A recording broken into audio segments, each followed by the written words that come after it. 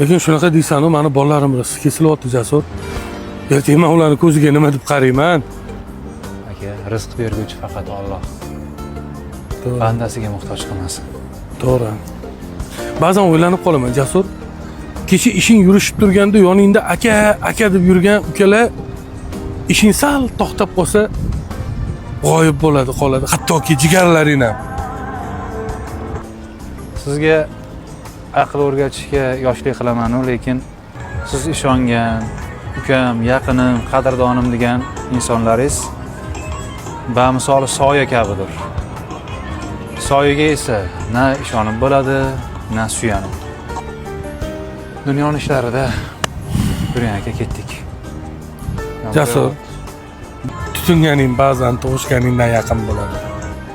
Yonimda bitta sen qolding ukam. Qo'ying bunaqa gaplarni qiyomatligimiz aka.